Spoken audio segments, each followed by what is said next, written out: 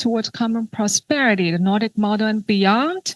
Without further ado, let me turn over to the chair of this Ambassadors Roundtable, Dr. Wang Huiyao, CCG President and former counselor to the China State Council. Dr. Wang, please, the floor is yours.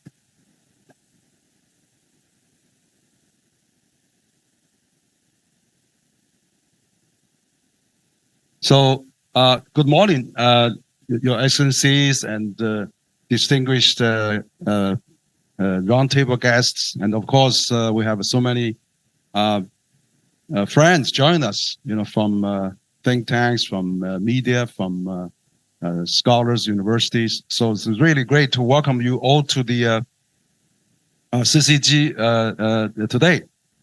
So today, actually, we are very fortunate. We have 5 Nordic ambassadors in Beijing. They are representative of their countries in People's Republic of China, come to CCG, and also we have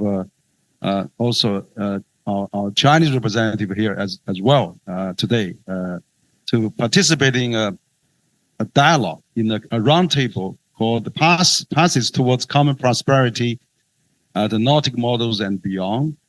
And so it's a CCG Ambassador Roundtable, and also we're having conversations on roundtables with the Nordic ambassadors. First of all, I'd like to also introduce our distinguished ambassadors and guests, and then we'll start our discussion. My name is Henry Huiyao Wang, and the President Center for China and Globalization, and I would like to start with the feature presentation introduction of the ambassadors. So, Ambassador, Her Excellency Sine Bredstedt, Ambassador of Norway to China.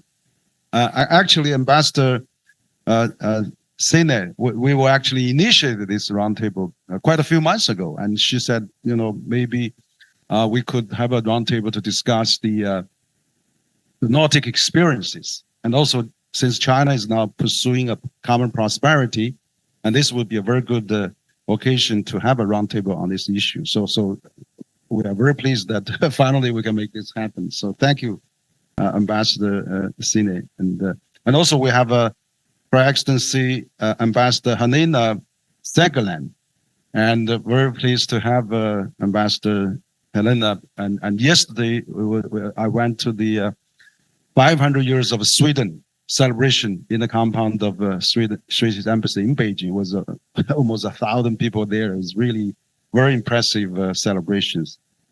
Also, we have His Excellency Thomas Strup Muller, Ambassador of Denmark to China. So we are very pleased to have him, and His Excellency Thorvald Ibsen, Ambassador of Iceland to China. And we have Her Excellency Nalina Kasi Mikola, Ambassador of Finland to China. So we have 5 Nordic countries. You can see 3 of them are represented by ladies. That's really more than equal. And of course, not least, but last but not least, our ambassadors, Ambassador Her Excellency Ma Keqin. She's the executive vice chair, China Economic Cooperation. She was ambassador to Finland, to Czechoslovakia, and also to Philippines. So we have 5 ambassadors, and of course we have other delegation members as well. I'm just follow this sequential. So we have Victor Gao. He's the vice president of CCG, and we have Zhao Hongtao, Deputy Director General, Bureau of North American, Oceania, and Nordic Affairs, International Department of CPC Central Committee as well. And also Mr. Zhang Lirong, Secretary General of China Forum at the Center for International Security and Strategy, Tsinghua University. And also Professor Li Xiaoyun, Chair Professor of the China Agricultural University and Honorary Dean of the College of International Development and Global Agriculture, CIDGA. So he has a lot of experience of common prosperity as well. We have a Dr. Miao. He's coming soon. And then, of course, we have Mike Liu, Vice President and Senior Fellow of CCG, and we have Zhicheng Wang, Director of International Communication Research Fellow at CCG. And of course, we have Francisco Sisi, Senior Researcher at Renmin University. So we have also have many observers, of course, today. So it's really very, very good that we're having a very, highly collective, highly representative group of speakers and discussing today. So first of all, I'd like to just give a bit of my view as opening remark, and then I'll give the floor to ambassadors. Let me start again. Your Excellencies, ladies and gentlemen, welcome to CCG Ambassador Roundtable, Passes Towards Common Prosperity, the Nordic Model and Beyond. I'm glad we are all gathered here today and to discuss the unique experience of Nordic countries and its extraordinary implications for China and the world, and also China's experience in this regard. So in an area of globalization, countries everywhere facing daunting socioeconomic challenges.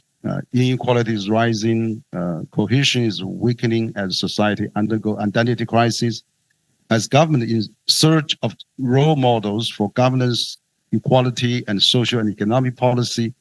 The Nordic model often ranks on the top. Practiced in Nordic countries, including Sweden, Norway, Denmark, Finland, and Iceland, the Nordic model is characterized by social equality, innovation, green development, and contributes to the country's continued growth and prosperity. As we all know, that China just last year we had the 20th Party Congress, and this year we had two sections, NPC and CPPC sections. China has also proposed a common prosperity objective. So how can we really learn from other countries and also stimulate, of course, China's own development in more inclusive path? So this is really a good discussion topic. So allocating benefits of economic development to all members of society is a distinguished feature of Nordic model. According to the World Bank statistics, the wealth gap in Nordic region has long been at the lowest level in the world. So that's really a great achievement. And almost every citizen in the Northern Europe can enjoy almost free public medical services, basic pension, high standard of living conditions, and free public education. So although the government of the Nordic countries have significant resources allocation power, they do not impart in individual rights. So according to the global corruptibility ranking, Nordic countries have achieved good results in building a clean government for many consecutive years.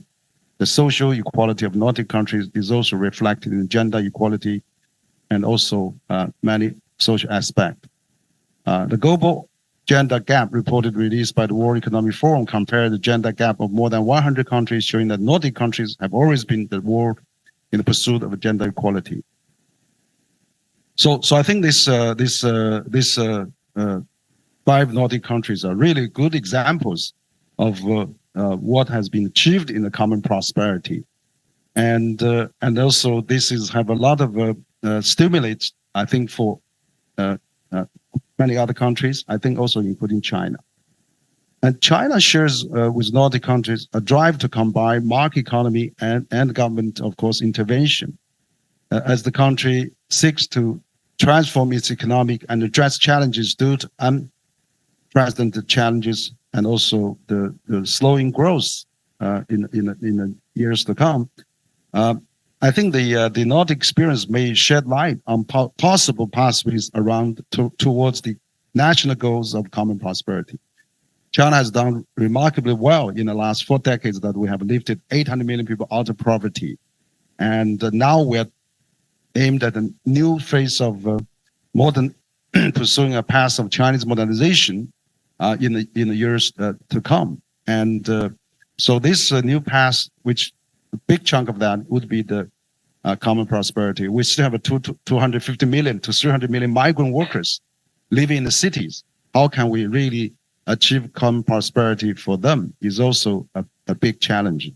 And also China has gained a lot of experience, and China has been working with all countries, and China is also interested in working with European countries, particularly Nordic countries, for other developing countries too, that to share the experience together. And so Your Excellencies and ladies and gentlemen, and also of our roundtable guests, now more than ever, we need to work hard together to build a society of common prosperity, and for China, but also, many other developing countries too. And also today, and let's continue this very interesting subject that we, have all the 5 representative Nordic countries, also represented from China, that we can talk in a scholar manner, and then really all your participation is highly appreciated. So I will just stop here in my brief opening remark, but I would like to now present the keynote of 6 ambassadors, basically. So I start with Her Excellency Sine Bratset, and I just briefly introduce her. Ambassador Sine Bratset is ambassador of Norway to China and Mongolia, and has previously been ambassador of Norway to Japan. And Ms. Bratset has served in several senior positions with the Norway Ministry of Foreign Affairs, including the Director in Section for Middle East and North Africa, and Special Envoy for Syria and Iraq. Mr. Bratset has also been the Deputy Director of the Private Office of NATO Secretary General, and she holds a Master of Science degree in Business Administration from Norway School of Economics, with additional study in international business and marketing from University of Barcelona. She has also studied Chinese language in the University of Oslo and Taipei. So without further ado, Your Excellency, Sina, please, your turn.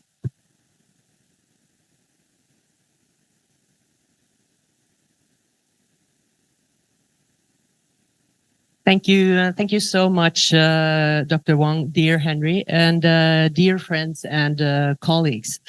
First of all, I would like to say thank you so very much to CCG for organizing this event.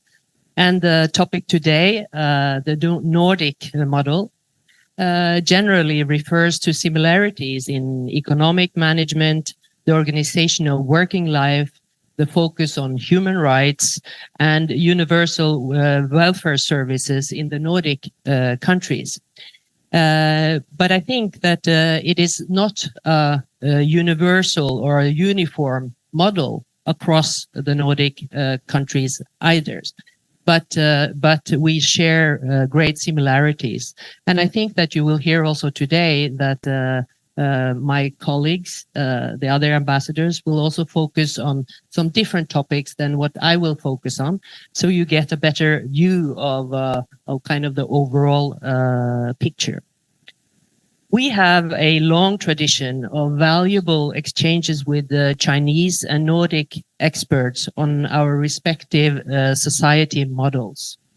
In the late 1970s, the Norwegian Ministry of Energy and our state-owned energy company at that time called Statoil shared experiences with CNOOC on management of the petroleum sector.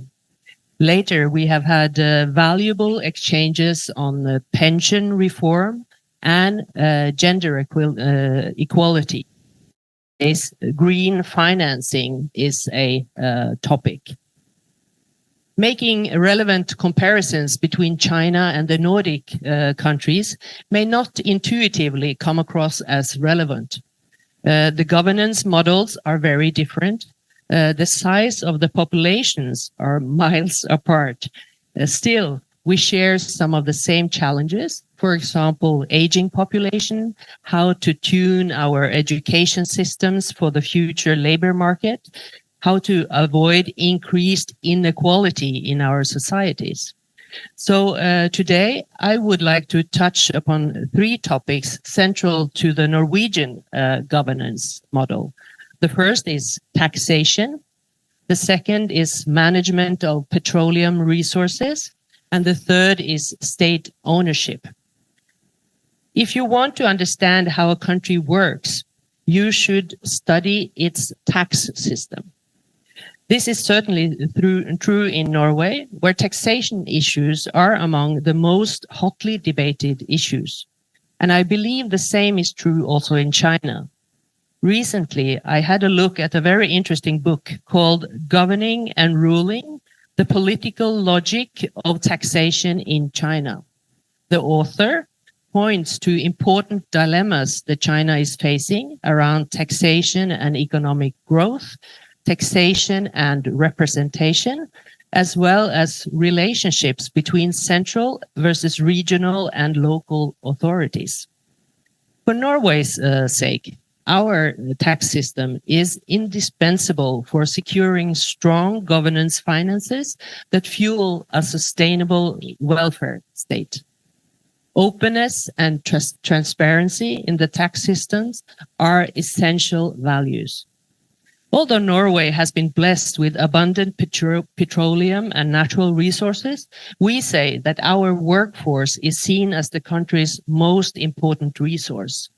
The main goal of the Norwegian employment policy is to ensure that as many people as possible participate in the labor market and contribute to society. This is a prerequisite for the sustainability of Norway's welfare schemes. We must create value before we can share value. A broad tax base founded on a high level of participation in the labor force are necessary to ensure sufficient revenue. But we also believe it promotes fair distribution, value creation, and work incentives. Tax revenues are also used to redistribute and to reduce inequality between people socially, economically, and geographically. The Norwegian system and culture expect that all who are capable of participating in the labor market do so, and seek, through providing free training and education, to facilitate everyone's inclusions in the workforce. Norway has thus a relatively high retirement age, normally 67 years for both men and women, but you can also continue to work until you are 70 or even 72 in certain sectors. Norwegian policymakers are working for an inclusive labor market that makes it possible for men and women, immigrants, the young, the elderly, and people with disabilities to find gainful employment and continue working longer. Our high labor market participation, together with a broad tax base, generates income to the state, which in turn can be redistributed for the common good of society. Again, we must create value before we can share value. Making sure that those with the highest incomes and most wealth contribute most help generate sufficient revenue and fair tax burden. But it also fosters trust. Trust in our society is incredibly important. Income, wealth, and opportunities are often unevenly distributed geographically. To even out these disparities, successive Norwegian governments have developed policies that promote geographical redistribution. Subsidies are offered to various industries located in the periphery, such as agriculture, where natural food security is an important aim. In general, today's public welfare schemes in Norway include free healthcare beyond a small deductible and education, generous maternity and paternity leave, retirement and disability pensions, unemployment benefits, 100% sick pay, and other welfare services and benefits. In addition to ensuring a strong social safety net, the interaction between the welfare system and a well-functioning labor market with small wage gaps has contributed to a high employment range, low income inequality, and a high degree of transparency, equal opportunities, and social trust. Another important factor for a good and stable Norwegian economy has been responsible management of petroleum revenues. When oil and gas were discovered on the Norwegian continental shelf in 1969, it sparked discussions about how revenue should be handled in order to benefit all Norwegians, including future generations. In 1990, Norway established a sovereign wealth fund, today known as the Government Pension Fund Global. The state's revenues from oil and gas extractions are now kept in the fund, together with the returns of the fund's investments. The fund's statutes and investment rules are regulated by the Parliament, and the organization of the fund is supervised by the Ministry of Finance. But the fund operates independently and free from political interference. The majority of investments are made in low-risk international equities and bonds. The current size of the fund is around $1.4 trillion, which makes it the second largest sovereign wealth fund in the world. To avoid the so-called resource curse, we have established a budgetary rule, which says that transfers from the fund to the central government budget shall, over time, follow the expected rate of return on the fund. This is today estimated to about 3%. As significant emphasis is placed on evening out economic fluctuations and contributing to sound capacity utilization and low unemployment, the annual transfers may exceed 3% in difficult times and be well below in normal times. The transfers are thus used in a counter-cyclical manner into the Norwegian economy. The fiscal policy framework has aimed to preserve the real value of the fund for the benefit of the future generations. The revenues that we get today are not for the generations living today only, it is also for all future Norwegians. State ownership has also been an important tool for making sure that our common resources benefit all. Private ownership is, as a rule, preferred in Norway's mixed market economy, and direct state ownership requires a special justification. In the area of common resources, the state owns a higher share in the domains of energy and the extraction of natural resources. But private companies also participate in this sector and contribute to a competitive business environment. It is, however, worth underlining that state-owned companies in Norway operate at an arm's length distance from the government and are subject to the same rules and objectives as privately owned companies. The state can exercise its rights as a shareholder, but the company is managed and operated independently by its management personnel and board of directors. Typically, the government focuses on the rate of return for the many state-owned companies listed on the stock exchange and include private shareholders as well. So, dear friends, creating a perfect system for economic and social governance is nearly impossible, as most variations on any system have their advantages and disadvantages. Nevertheless, economic systems need to be well adapted to the changing situation in the countries that have adopted them, and a fair balance between must be found. Although the Norwegian and Chinese systems and realities differ, we find it to be highly valuable to engage in discussions and experience sharing with Chinese counterparts on such issues. So again, thank you very much to CCG and to all my Nordic colleagues who are also here today, and to the distinguished participants. So I look forward to further changes on these topics. Thank you very much. Yeah, thank you, Your Excellency, Justine, Brett said. very good speech. Actually, it was quite quite informative and stimulating, and also beneficial. I mean, you talk about tax experience, which I think now it's also a big way of how to have a create value before share value. I think that is really where we can also benefit from, and also fair distribution and good safety net, and of course high employment, no the risk and employment and responsible government for your energy resources, and also state ownership, mixed market. So all those are really great point that are beneficial for all of us. So I really appreciate your sharing all those great ideas, and I think it will be a lot of stimulating for us. So again, I want to thank you and appreciate your great contribution.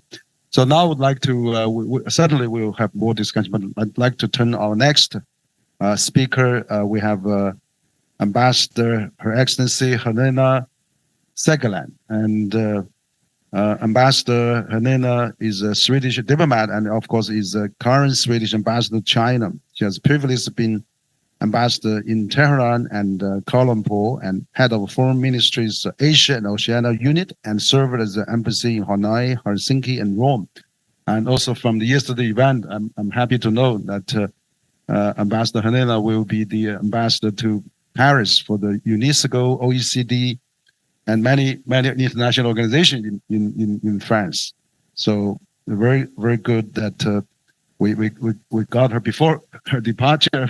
I'm very pleased for Ambassador Helena to share your experience. And you have a microphone there. Thank you.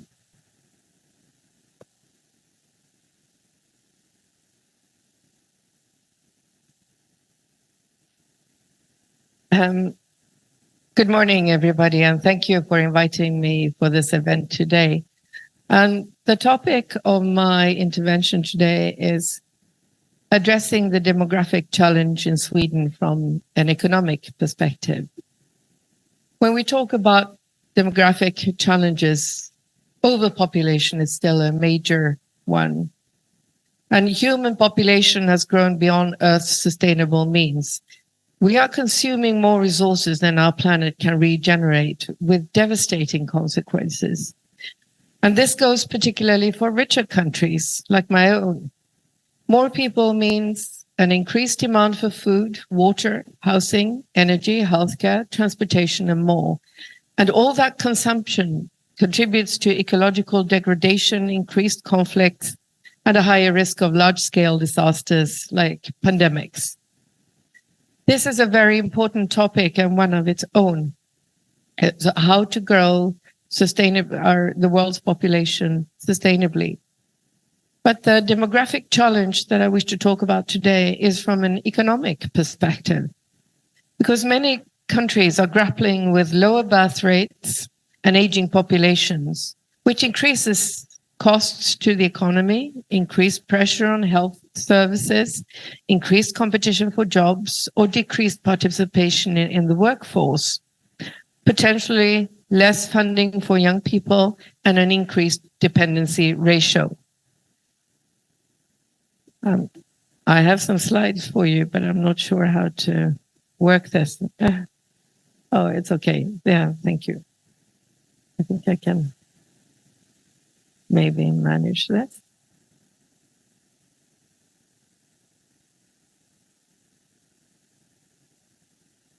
It's not moving. Oh, there we go. We have the next one. And I'll come to it. And of course, population growth will also, as my colleague Signe has said, it will lead to higher tax revenues, which can be spent on public goods such as healthcare and environmental projects. By that token, it can be considered a good thing to have an increasing population. Sweden is, just like our Nordic neighbors, one of the richest countries in the world. But we're also a rich country which population still grows and ages. And as this picture illustrates, by year 2100, Sweden's population is estimated to grow from today's 10.5 million to 13.7 million. And in a Chinese perspective, that's quite laughable. It's a four-tier city in China, if even that, but still a growth. And this is according to Eurostat, this picture, and Sweden is one of the few countries which will continue to grow, whereas others will decrease. And population growth in Sweden basically comes down to two factors. There are more births than deaths, and more people move to Sweden than move out. The policy challenge is to sustain a comparably high degree of labor market participation in order to support both our children and our elderly. So, what are the measures that Sweden has taken? In the 70s, which indeed it was a decade of many reforms, we came to a political consensus that we need to create possibilities for women to both work and have family. The economy was growing fast, and we needed all hands on deck in our manufacturing sector, in our service industry. But we also needed the population to keep on growing. So what was introduced in the 1970s was a number of reforms where we provide free and heavily subsidized childcare, equal for all. Municipalities have to provide for all children, regardless of what hours their parents work. So nighttime childcare for those who work, for instance, as nurses and doctors or others who work night shifts is also provided. School is free and equal and provides equal opportunities to all. There's also the provision of after-school care so that parents can work full-time. Parental leave has gradually been increased to what we have today. And it is, a child can have one parent on paid leave for almost 1.5 years, and with 80 to 90% parental leave pay. And this parental leave must be shared. So at least one parent needs to take out 3 months of the 1.5 years. And you see on this graph, famous, well-known profile in Sweden. He's a wrestler with his baby. And you see here that father's share of all parental leave days has increased tremendously. For instance, when I get new staff to my embassy, young men in their 30s, 35, and if they are married, I can be assured that they will ask for 6 months of leave, although they are posted abroad, and they are entitled to it. But that's just to be taken into account, just as we account for mothers to take their parental leave for at least 6 months. Universal child allowances are also provided, which increases with the number of children that we have. Maternal and under 5 mortality rates are low. And we have laws in place to hinder employer discrimination against pregnant women or to-be parents. We don't discriminate against men or against women. Although this is the case, women still take more parental leave than men, but the difference is shrinking. And as I said, many fathers today take at least 6 months off to take care of their child with pay. What these reforms did, apart from allowing women and men to work and have children, was that they transferred a lot of work from the informal to the formal sector. So household chores like cleaning, washing, ironing have become jobs, which has a lot of spin-off effects like increased taxation revenue. As a side bonus, people don't need to save up for daycare, school, universities, and elderly care, and have thus more money and incentive to spend on consumption, in turn driving economic growth. Labor participation of women is today 71%. It's still lower than that of men, which is at 76%. But in an international perspective, that's pretty high. Not to say that we don't have a lot of challenges. Women still work more part-time than men. They have lower salaries and a higher unemployment. But we've come far during the past 50 years. Another factor affecting the labor force is, of course, how long we work.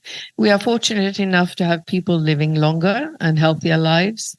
Life expectancy has increased by almost 10 years for men and 7 years for women over the past 50 years, to 81 and 85 years respectively.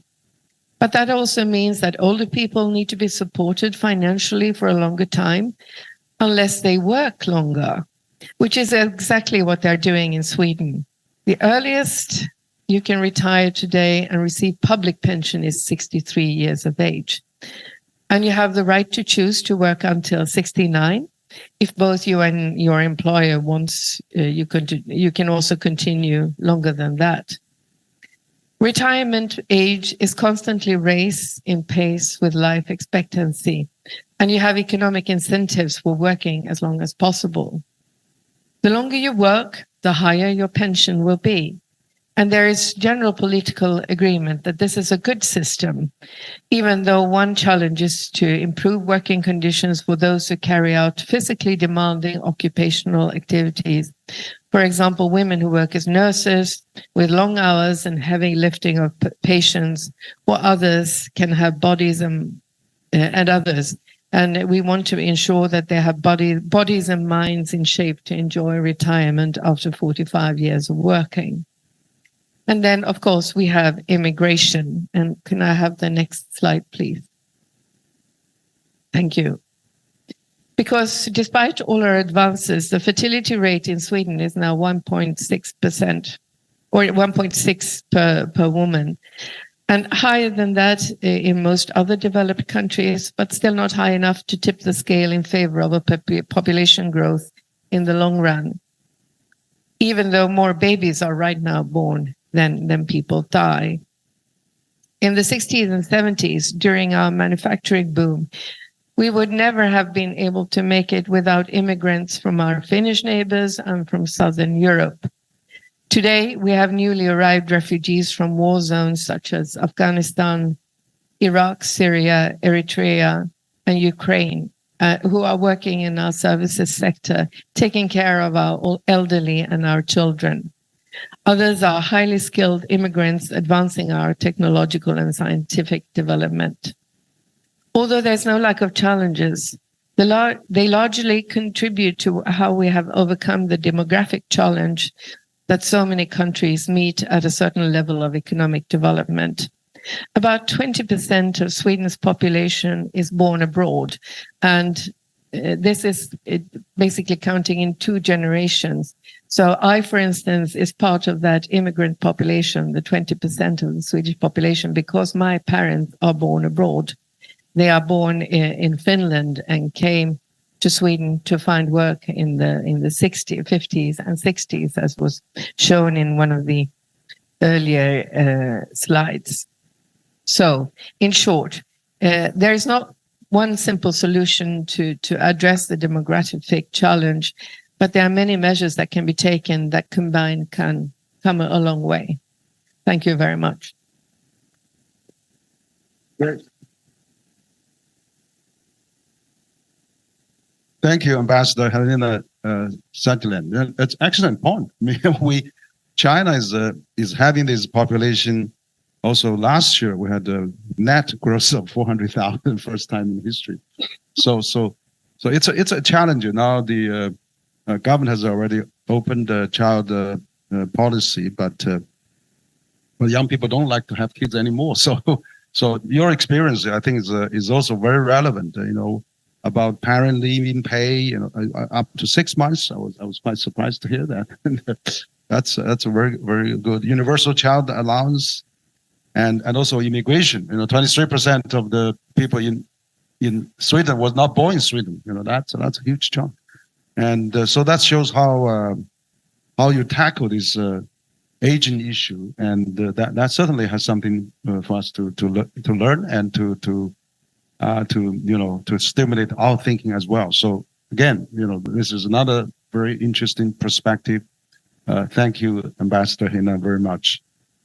Now I'd like to hear another country from Nordic countries, which I have been visited before. I mean, we know Topsel from Denmark have been very active in China. So I would like to invite His Excellency Thomas Ostrap Muller, Ambassador of Denmark to China. And he was Ambassador to China, but also to Mongolia.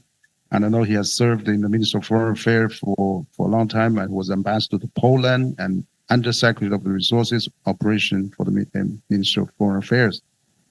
Of course, he has also been posted before very internationally in Berlin and also Cairo, and of course NATO. Many international posts. So, without further ado, we have Thomas, Ambassador Thomas, to share your Denmark experience. Thank you so much. First of all, thank you so much to CCG for convening this roundtable discussion.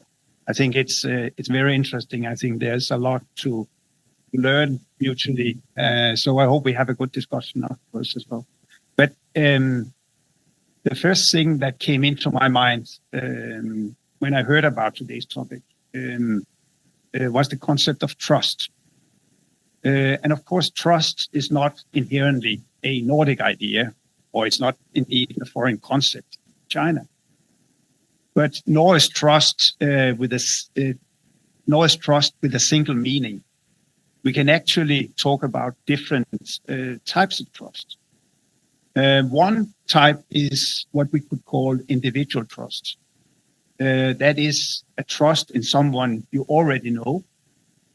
And maybe the evolutionary trait is most likely dates back to sort of the primitive hunter-gatherer societies. If you were injured during a mammoth hunt, you could trust your small clan to take care of you. And that makes actually quite a lot of sense, because we all have family members that we trust dearly. So those who are very close to you, you trust. Another type of trust is what I would call institutional trust. That is your confidence in public bodies as courts, police, and administration. I will get back to that in a bit. But let me start by telling you about our take on trust in the Nordic countries. There may be variations, but I try to portray it as a Nordic feature. We trust each other almost by default. And this is a third kind. This is the societal trust. This is trust in strangers you have never met before. And I believe that this is quite fundamental to the Nordic model, or you could say the Nordic way of life. So let me give you an example. Many Danes, they will remember a story from 1997 when a Danish woman left her 14 months old daughter asleep in a baby carriage outside a coffee shop in New York. The mother was sitting inside and could see the baby through the window. So everything to her was in perfect. But soon, concerned citizen called the police, who took the baby into custody and arrested the woman. Luckily, she got off with a warning, and mother and child were soon reunited. Yet, if you have ever been to Denmark, you have without doubt noticed that many baby carriages outside sort of the local coffee shops. In Denmark, we routinely leave sleeping babies outside without any direct supervision other than a sound recorder so we can hear when they wake up. So this is a very concrete example of society. We simply trust others, people we have never met, enough to leave our children sleeping alone. And this leads me to institutional trust, because we also have great trust in our government, legal system, police, administration. But again, don't get me wrong. One of our favorite pastimes is complaining about politicians or the bureaucracy. But in the end, we generally trust them to do the right things. And we trust that our public institutions and authorities act in a fair and impartial manner. Both societal trust and institutional trust is crucial to our welfare model. Denmark and the other Nordic countries are strong welfare states. The model relies on redistribution of tax revenues, as my Norwegian colleague touched upon, between strangers and not among people with mutual individual trust relations. Such a system doesn't work if you don't trust institutions to divide the cake fairly. And if it doesn't work, if you don't trust your neighbor enough to expect her to do her share, meaning pay taxes. In other words, this model means that everyone is expected to contribute, to have a sense of duty. But it also means that everyone is sure to receive care and help if anything happens to you. If you get sick or when you get old, you don't have to worry about sick bills or whether your kids live close enough. You can trust the system to take care of them. An added benefit of trust is that, from an economic point of view, is that it actually lowers transaction costs in the economy. With trust, it's easier to get things done. You don't need to provide excessive legal hedging to foster joint action or to promote exchanges between economic agents. And some would argue that it is a significant part of the explanation of why Nordic welfare states are also fairly wealthy states. But why do we have this high level of trust in the Nordic countries? It is not because we are inherently different from anyone else. I believe one reason is our political system. Through transparency, oversight, and separation of powers, people trust that policy outcomes and the public administration is run in a fair way. Laws and rules are clearly defined and fairly and impartially implemented, no matter who you are or how much money you have in your bank account. Another reason is the process by which we make laws. For instance, we have a very strong consultation mechanism for hearing public demands. This leads to a sense that rules are to promote and protect the interest of every individual. We have a sense that following the rules is both in your own interest as well as in the overall interest of society and the nation. This doesn't mean that we don't, from time to time, experience irregularities among public authorities or politicians. But when cases like this happens, we deal with them through due process in a transparent manner. And the almost certain debate about the issue will contribute to a sense that such problems are not allowed to take root. So, from the outside, our political system or debates in the public sphere about politics may seem disorderly or even chaotic. And maybe you get the sense that our society is brimming with discontent, antagonism. But to us, debate, sometimes fierce debate, is seen as a strength and a sign of a well-functioning healthy system.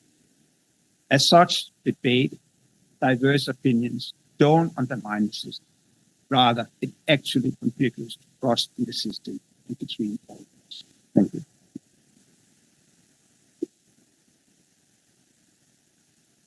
Great. Thank you, Your Excellency Thomas. And very unique, interesting perspective again on the talk about the trust and where we see Nordic countries, which is also share that very common. And you have give a very good story about this baby in the cradle that really safe and sound. So this this sense of duty and high degree of trust, I think is really for rapidly developed market economy like China and many countries. Probably it's an area that we can also benefit from your experience. Of course, strengthen the law and rules, and of course transparency, and all those are good points. And so I think we have a lot of. China has a lot of uniqueness as well. We have a tradition of seniority, respect seniors, and family values, and education. But I think also that trust could be also a good area to be strengthened as well. That's very useful dimension, and I appreciate your point as well. Now I'd like to have another presenter, which is Ambassador Thorold Ibsen. You are from Iceland, which is also a country I happen to be there also, and I know Ambassador Ibsen is, of course, again from Minister of Foreign Affairs, but he has a lead and negotiate a further relation with UK, with Iceland, representative on the European Economic Area, and also many organizations and committees that you've been also taking lead, and fishery negotiator and Iceland ambassador to Czech Republic, Hungary, and Slovakia. So many good experience. So Ambassador Ibsen, your turn, please.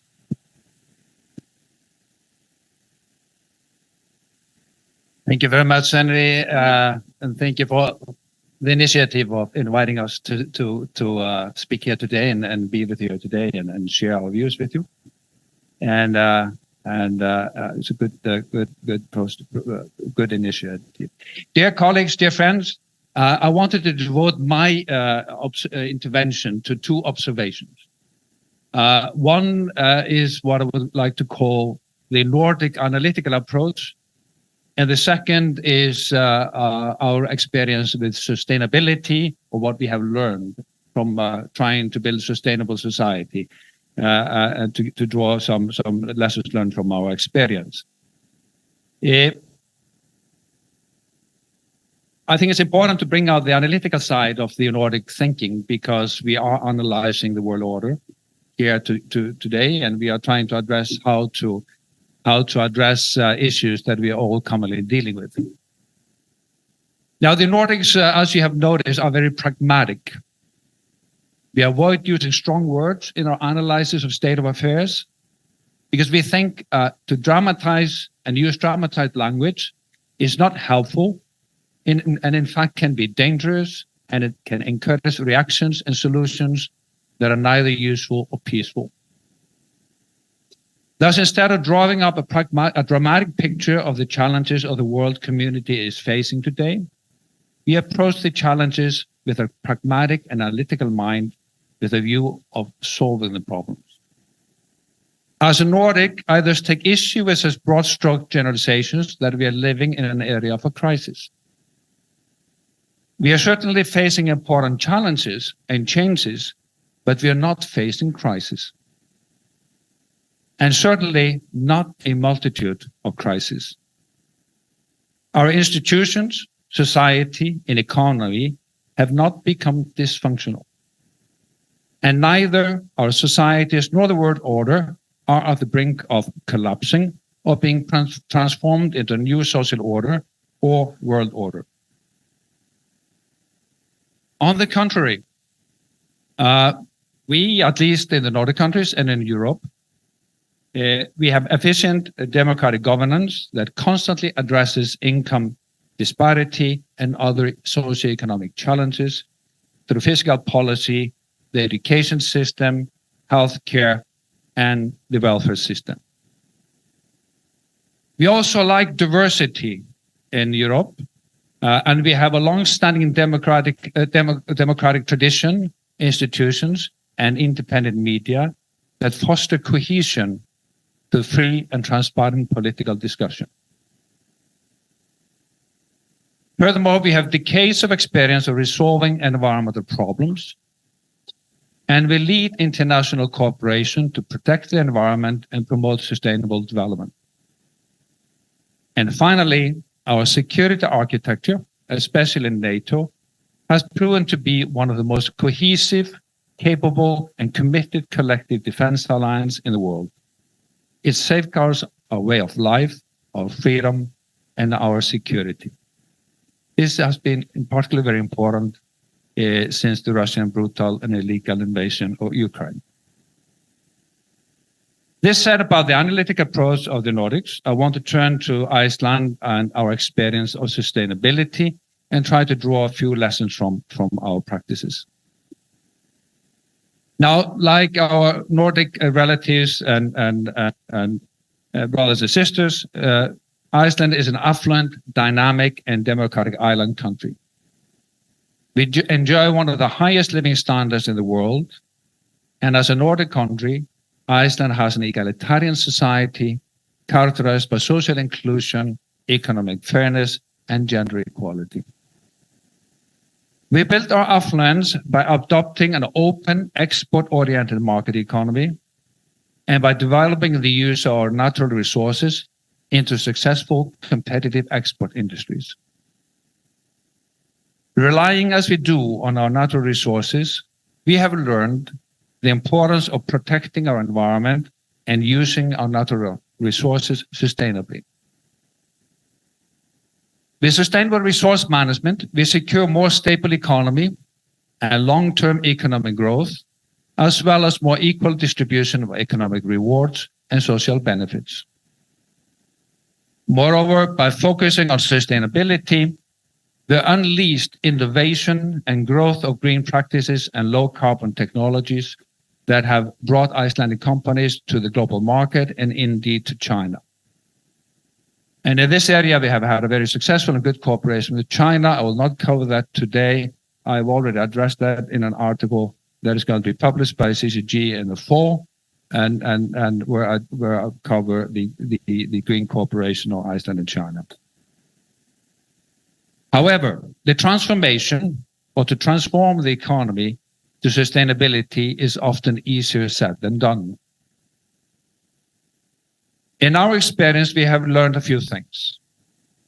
For sustainable policy to be successful, it must have a broad support among businesses and citizens alike. It must be justifiable and based on reason. And the policy and its implementation must be clear and transparent.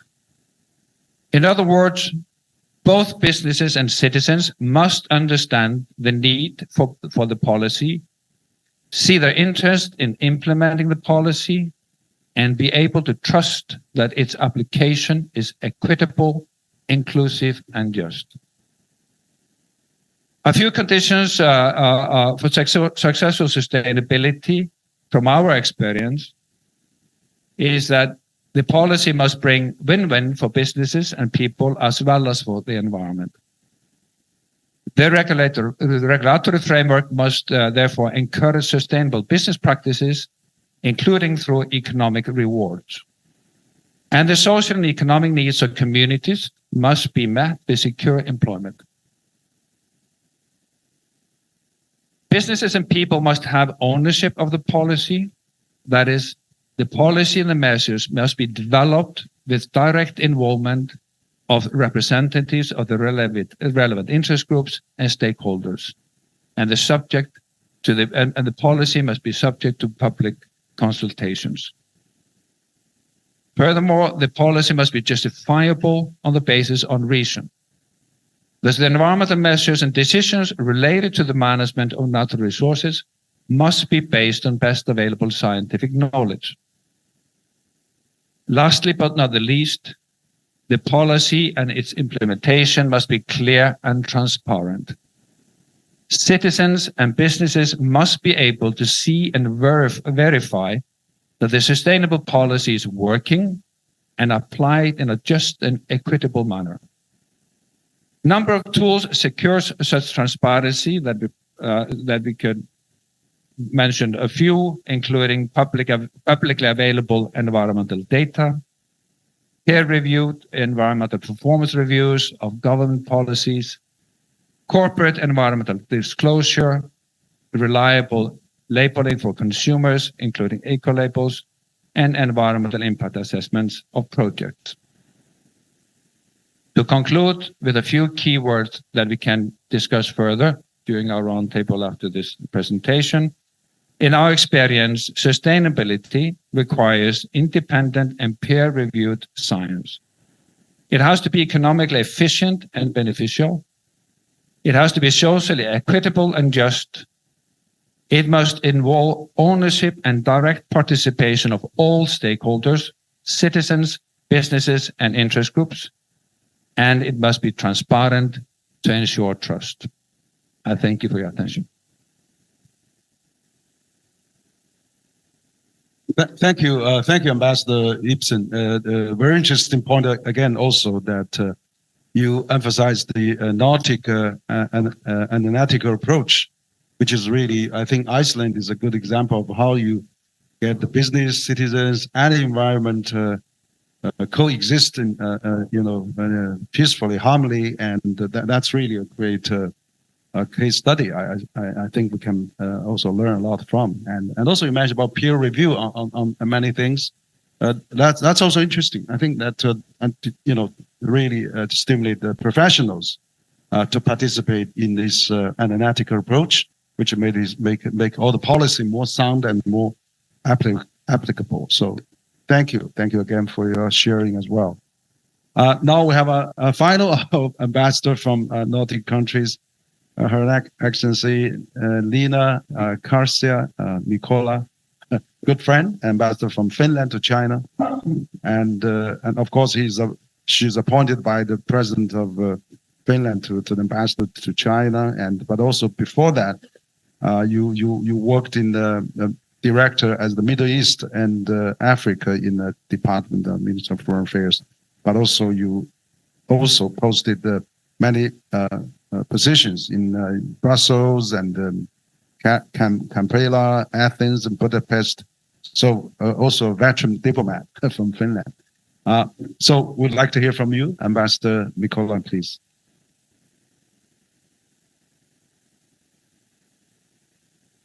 Well, thank you very much. Thank you, Henry, for inviting us. And it's very good to be here today with my Nordic colleagues, my Nordic friends, with whom, surprise, surprise, we share a huge amount of trust among ourselves.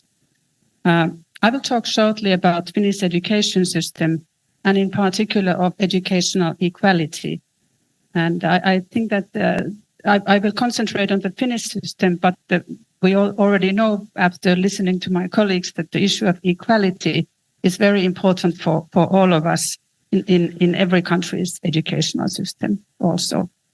So during the last years, my country has often been in headlines when it comes to quality education.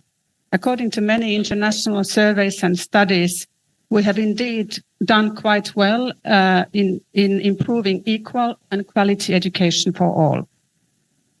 But before highlighting the aspects of educational equality, let me start with a couple of words about history, background, and Finnish education system in general.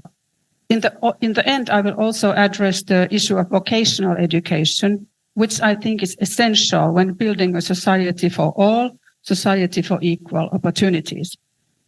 It is perhaps of interest for you to know that Finland was among the last countries in Europe to make education compulsory. We became independent from centuries of Swedish and then Russian rule in 1917. And the Act concerning general compulsory education came into force 1921. Schooling was common even before that, especially in the urban areas.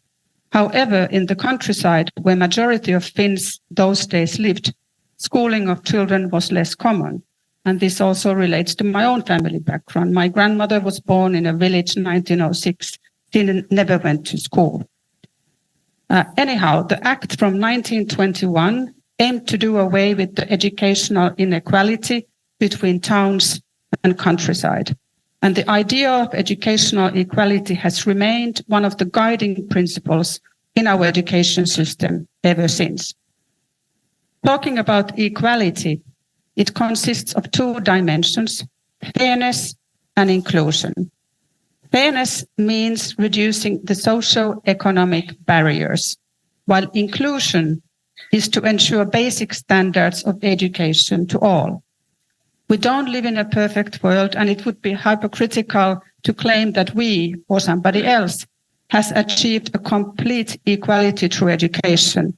But while not perfect, I would say that Finland and other Nordic countries have done quite well. Finnish youth have universal and free access to education.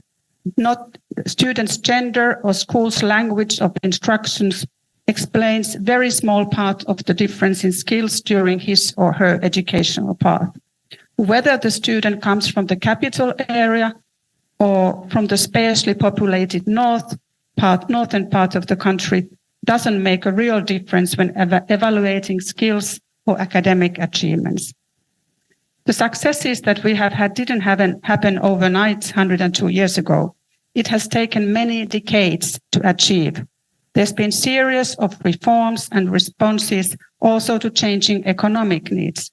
But through trial and error, Finland has built its successes in education. Of course, broader societal factors have also been helpful. The overall commitment to equality that we have already mentioned, various welfare services, and the question of trust, the strong culture of trust. That has also always been fundamental when developing our road. So there's a kind of whole society approach, and what works for us might not be always 100% copy-pasted for others. However, there are some ideas free for copying. So let me briefly mention some. Firstly, the education for all approach has been a hallmark for Finnish education policy since its onset. There's been, and there still is, a broad political consensus to build a public school system that will serve every student without costs. As a result, every Finn has a subjective right to participate in quality schooling, cost-free, from early childhood education all the way to obtaining a university diploma. The equality aspect is supported by investments, for example, in free school meals, free school rides, but also in investing in special education. The Finnish education system is in many ways, very flexible. We know that students' and pupils' preferences changed as they grow older. Education also needs to be able to respond to the fast-paced changes taking place in the labor market and the society. To allow for the necessary flexibility, there are no dead ends in our education system. The student entering and graduating a vocational school, for example, is still able to pursue later on university-level education. In recent years, efforts have been made to increase possibilities of personalizing studies, also already at the secondary education level, something that has been very much the case at the tertiary education. Coming back to the culture of trust. At the primary and secondary level, there are no ranking lists compiled at Finnish schools. The most important thing there is the system of trust based on the qualified and committed educational staff. Educational policy development is to a large degree headed by professional educationalists rather than politicians. Teaching is a sought-after career that people respect. Entry into that profession is quite hard. Often only 1 out of 10 applicants is accepted into teachers' training programs in the universities. But high standard of staff means also greater independence. The schools are able to supplement the national curriculum with locally important topics and independently decide how the teaching is carried out. And still a couple of words about vocational education and why. Because we think good quality vocational education is not only about equality in education, but also about equal opportunities in a society as a whole.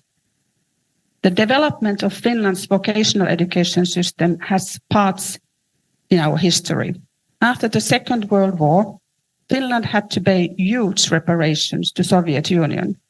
The reparations were basically paid in goods, machinery, and ships, which we didn't have.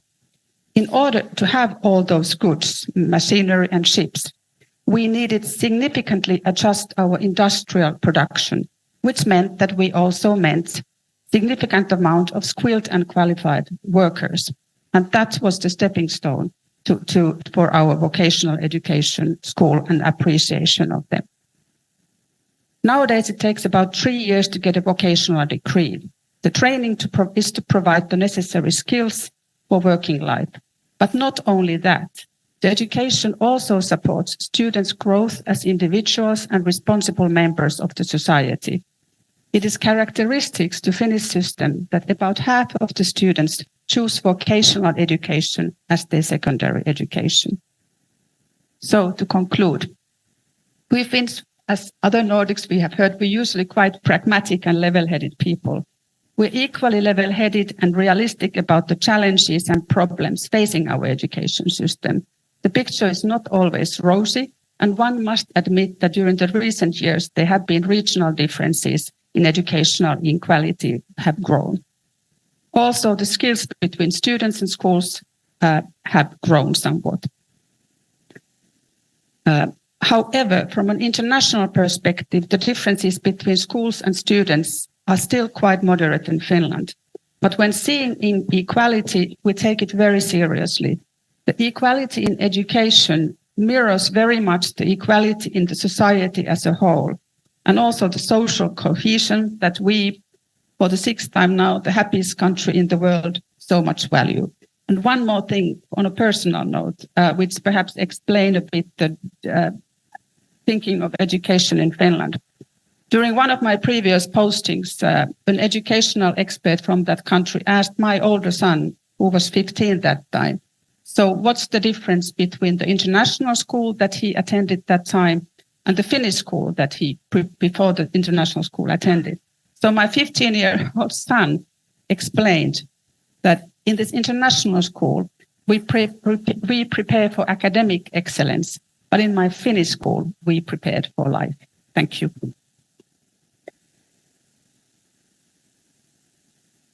Thank you, Ambassador Nina. Yeah, that's great. I mean, prepare for life. That's something we all need to cherish on that. So you have really talked about the educational experience in Finland, and we know that there's many international school in China that has Finnish curricula there. So this is really a good way to introduce your system, including your universal for all approach for all the Finnish student, and of course all those experiences are very valuable. So we had 5 Nordic countries ambassadors giving us 1 hour, actually more than over 1 hour introduction of their system, and we talked about the trust system, we talked about tax system, responsible management of and state ownership, mixed market.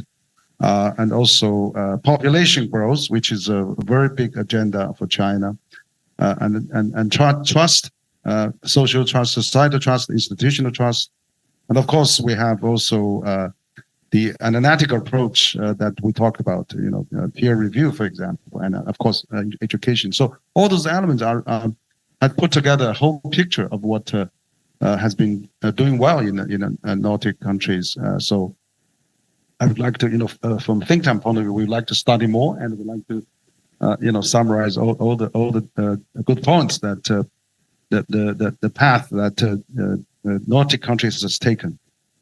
Now we'd like to invite our Chinese representative. We are very fortunate to have Ambassador Ma. She's the executive vice chair, China National Committee for Pacific Economic Cooperation. Also very well-known organization. And also, of course, Ambassador Ma has been working in the diplomatic fields for a long time. She has worked in the Ministry of Foreign Affairs for many years, and also posted in a number of countries and ambassadors, including Nordic countries, and of course, very knowledgeable and very experienced.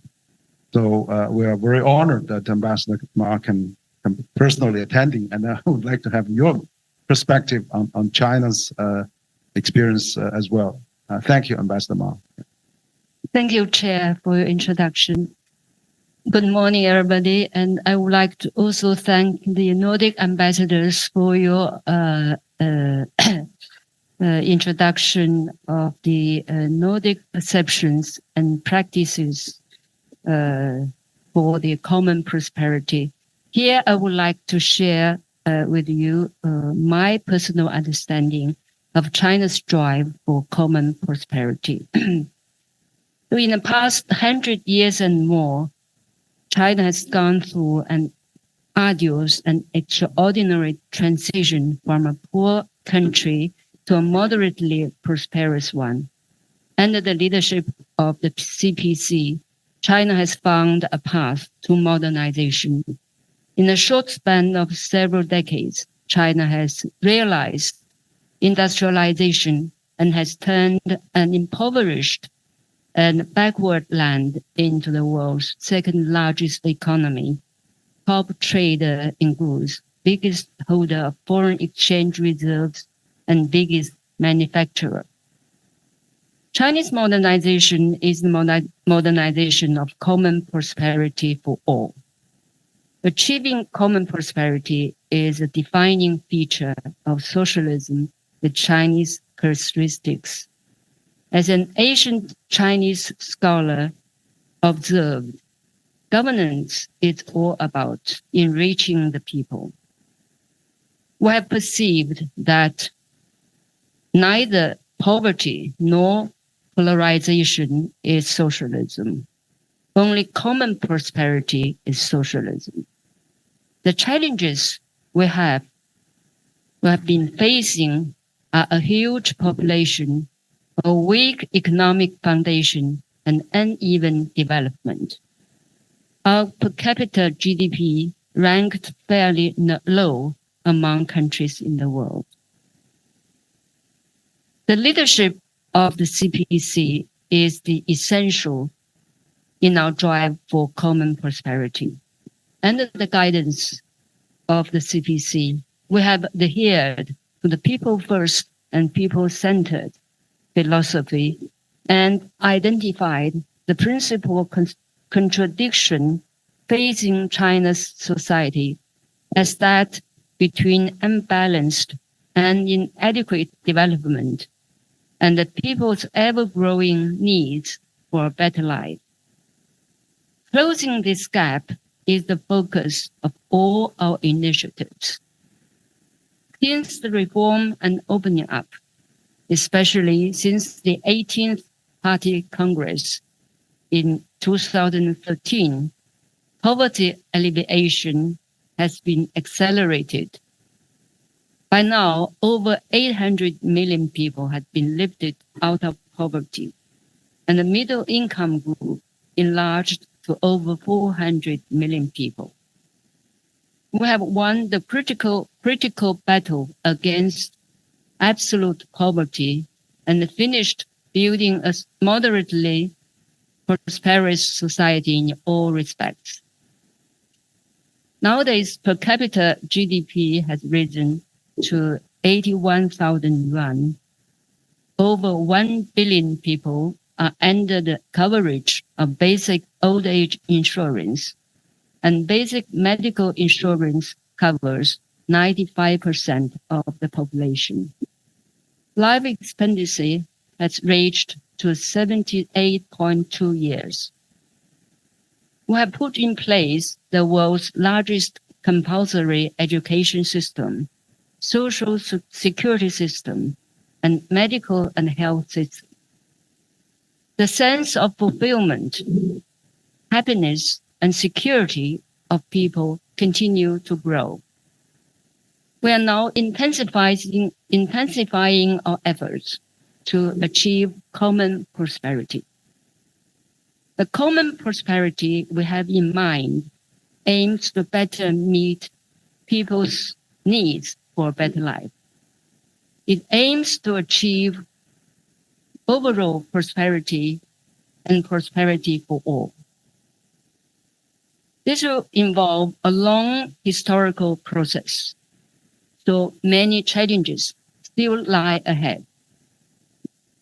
We will continue to promote a high quality development and high standard opening up, better leverage the role of both the market and the government, and ensure both performance and fairness to make the pie bigger and share it fairly. We will endeavor to maintain and promote social fairness and justice, bring prosperity to all, and prevent polarization. China's achievement in poverty alleviation is a significant contribution to the global poverty reduction. When 1.4 billion people, approximately 18% of the world population, is on course toward common prosperity and modernization, China will give a much stronger impetus for the global economy. As the biggest developing country, China always keeps in mind the greater good for the whole world. Common prosperity for the whole world requires the development of all countries. The Belt and Road Initiative, BRI, and the Global Development Initiative, GDI, both put forward by President Xi Jinping, are public goods that China offers to the international community. They are also open platforms for pursuing common development and prosperity. 10 years on, since the start of the BRI, over 3,000 cooperation projects have been launched, involving close to $1 trillion of investment and creating 420,000 jobs for participating countries. The GDI is also widely welcomed by the international community, with the support of over 100 countries and many international organizations, and with some 70 countries in the group of friends of the GDI. The initiative is giving a strong boost to the early attainment of the UN Sustainable Development Goals for 2030. We will stay committed to working with all countries to develop a community with a shared future for mankind. To conclude, I would like to say that China's example showcases that there are many different solutions to common prosperity and modernization.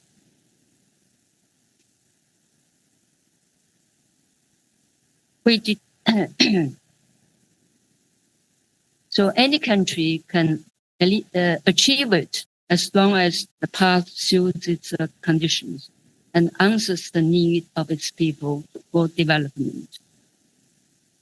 So countries should draw upon and share good practices and experiences of their way to common prosperity.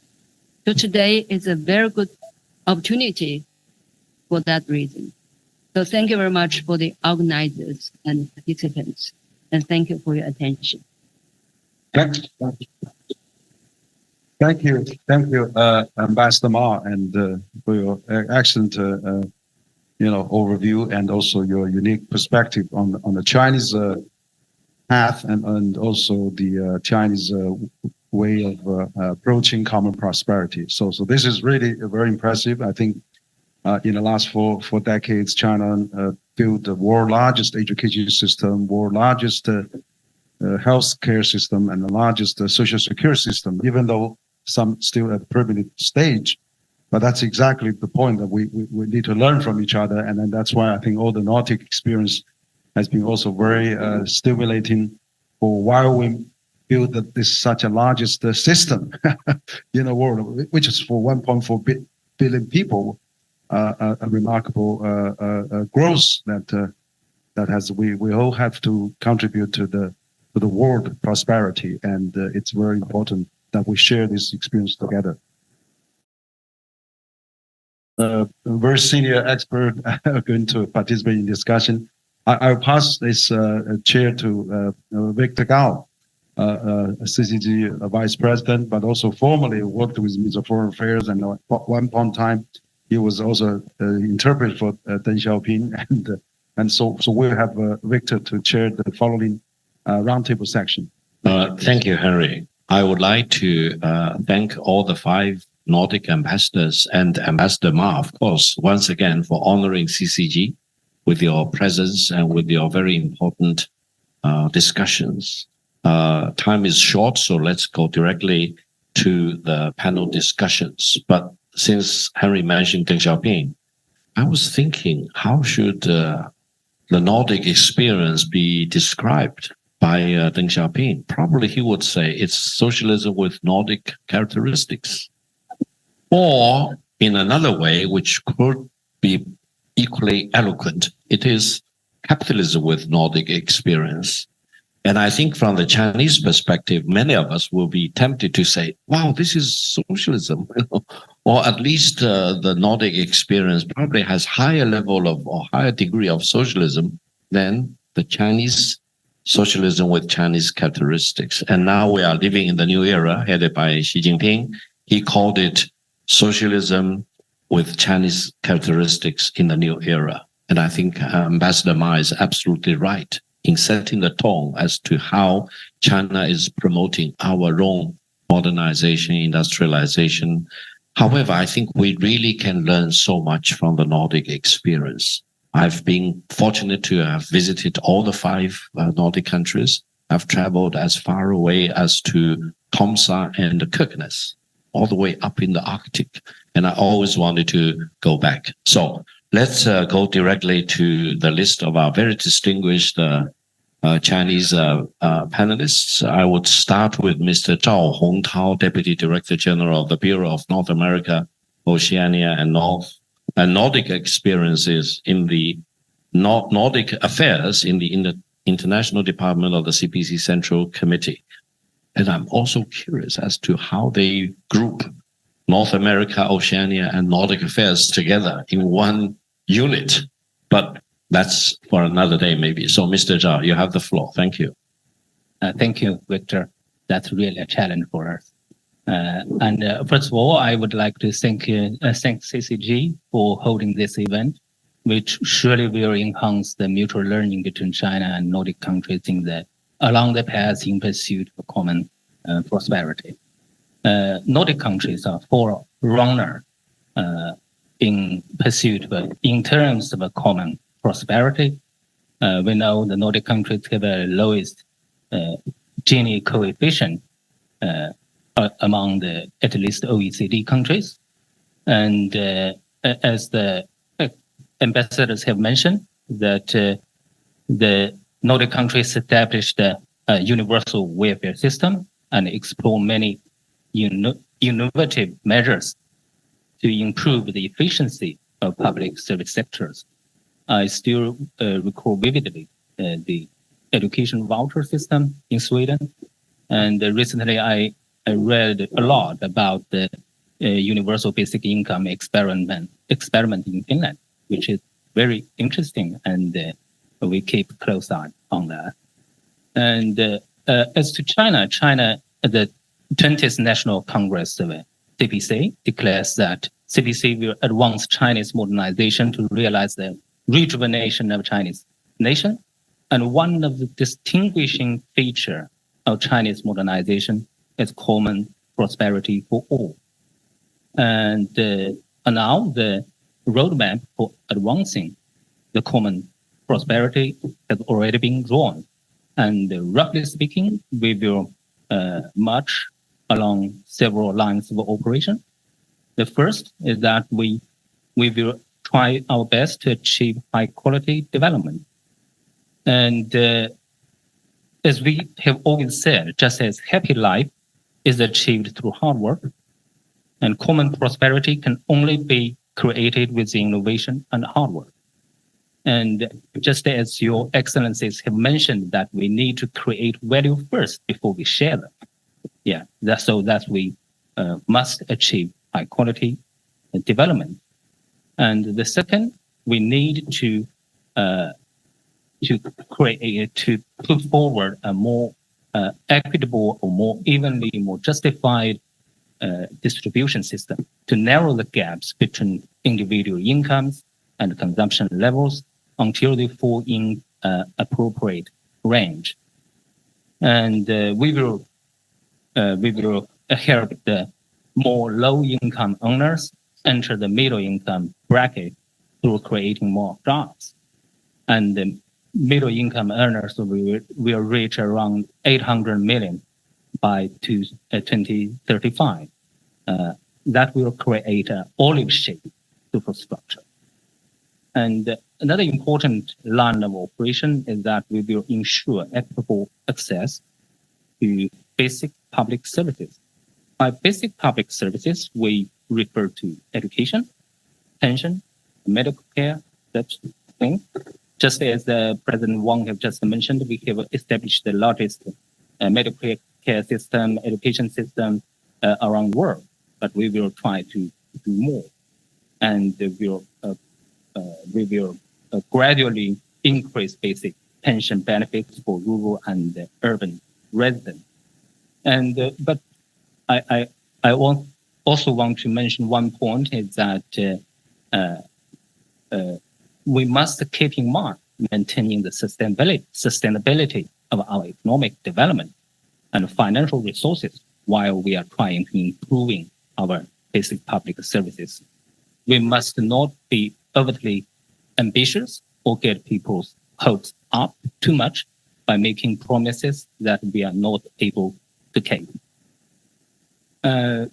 Finally, though China and the Nordic countries are quite different in many ways, yet we believe we have much more in common. We all aspire to make people's life better. We all try our best to build a more cohesive society, and common prosperity is an important means to achieve all that. We believe China and the Nordic countries have a lot to learn from each other and to many opportunities to work together to move forward together along this course. Thank you very much. Yeah, thank you very much, Mr. Zhao. I think the five ambassadors, as well as Mr. Zhao, mentioned one thing very important, that is to create wealth before you divide it up or allocate it. It reminds me of what Deng Xiaoping said. Development is the hard truth. And don't argue about ideology. Focus on development. Once you build up the pie, then you can divide it more equitably among the people. Now I give the floor to Mr. Zhang Lirong, who is the Secretary General of China Forum at Center for International Security and Strategy at Tsinghua University. I just told him I realized that one of his colleagues, Senior Colonel Zhou Bo, was at the Shangri-La Forum, and he was just by Secretary of Defense Austin and the Chinese Minister of Defense at that famous roundtable dinner. So, Mr. Zhang, you have the floor to ask questions or share your views. Thank you.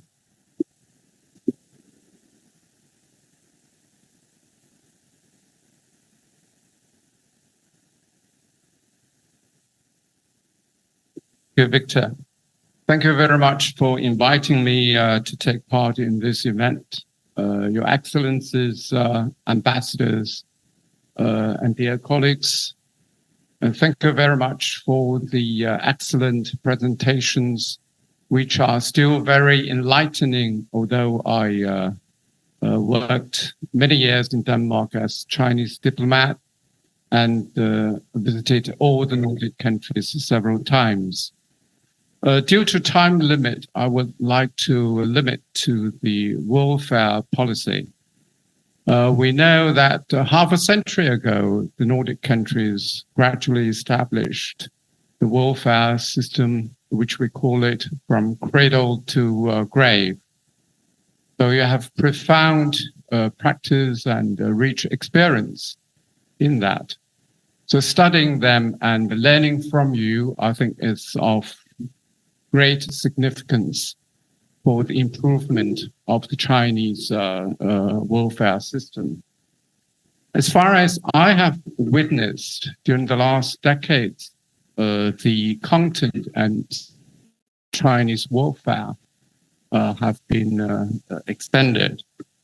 The welfare programs for the elderly, for the disabled and children have enjoyed a continuous expansion.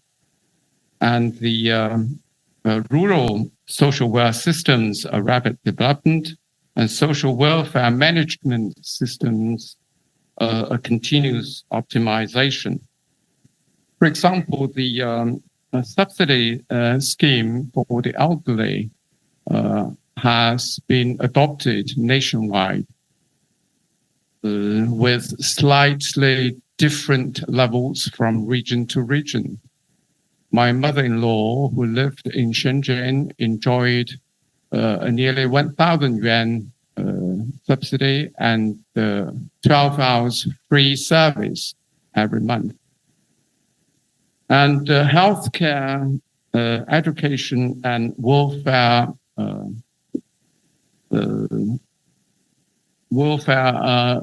services have also been introduced in the countryside. So another achievement is the diversified social welfare supply pattern. It is gradually forming with the participants of government, civil societies, communities, corporate institutions, and individuals.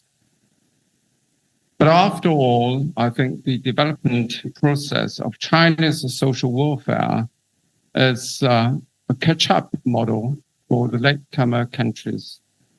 So what China has in common with the Nordic countries are that we both realize that the welfare system or social security system will help ease class contradictions, promote social fairness and equality and social stability. Although the Nordic countries are capitalist systems, while China a socialist system with a basic principle to pursue a common prosperity. The biggest differences between them are the economic level and the proportion of population, especially the rural population. China's per capita GDP is only 1/4 to 1/5 of that of the Nordic countries. And China's social security expenditure is only about 14% of its total fiscal expenditure, so which is much lower than those of the developed countries. And on top of that, the proportion of rural population is as high as 35% in China, and still with many impoverished people. So I think China cannot copy the Nordic model, but we can learn from them. And we should develop the Chinese social welfare system based on our current situation. As far as I understand it, at present, China's social welfare policy can only be moderately inclusive.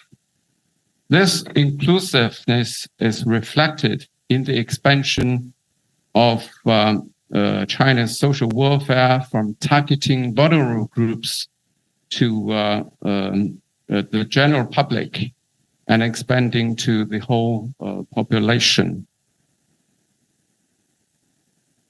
The moderation reflects that the development of social welfare in China cannot be separated from the level of the economic development. But I do expect the overall trend in the future of the social welfare in China will be to establish a social welfare system centered on a better life for its entire population. So, if I sum up, I think China has made a great progress in social welfare, but there are still many shortcomings. For example, in legislation, in taxation, in encouraging fund channels, and in supervision of the NPOs and training of professional social workers. So I do cherish the presentations the ambassadors made on taxation, on intensives of people to work as long as you wish, on education equality, and especially on the very desirable maternity leave, 6 months for husbands and men. They are very ideal and desirable for Chinese. But I would at last ask you if you have any feasible suggestions for the forward to work forward with its current welfare schemes. So thank you very much. I'll stop here. Thank you very much, Mr. Zhang. Should we wait until we have some more questions and the ambassadors would answer them all together? So allow me to give the floor to Mr. Li Xiaoyun, who is an expert in poverty reduction. And we know for sure that China uplifted more than 800 million people out of abject poverty and has eliminated abject poverty as a social phenomenon. This is truly remarkable. I think if there is any real achievement in modern history, this is the real achievement. And I think not only the Chinese people, but mankind should be really taking great pride in this unimaginable achievement. So, Mr. Li, thank you. Hear your views on this. Thank you very much. Thank you. Thanks for the CCG to invite me here to join this very interesting discussion. I just like to offer my my analysis on the issue of. But actually, we have to link. We have to link the issue of common prosperity with poverty, because the reduce poverty and the eradicate absolute poverty. I put this in the two terms. Reduce poverty is always exists, so we need to reduce. But we need absolutely completely eradicate absolute poverty. So eradicate absolute poverty is the first and the most critical element to persuade common prosperity in the future. So this is the process, and I like to use this opportunity to provide you the little bit insight how the absolute poverty in China has been eradicated. And if you look for that, is two lessons. That's two lessons for through this process. And number one, and I see it's just Victor said, we don't have to argue the remarkable achievement that China has achieved in this field. We don't have to argue, and within China and outside China. So we have consensus for this. And the lesson I would say for the global development, we should say that the first and the link with China's growth model. And China's growth model linked with its nature of growth, not only in terms of economic measure, but also in terms of who benefits most from that process. And if you look at the whole process of China's growth, and then we have divided three stages. First, with the agricultural drift in the 1980s, and towards the middle of 1980s, end of 1970s to middle of 1980s, and during that time, and 85% of population lived in rural area. And 36 to 40% of GDP derived from we are counting significantly for the whole economy. But today only less 7%.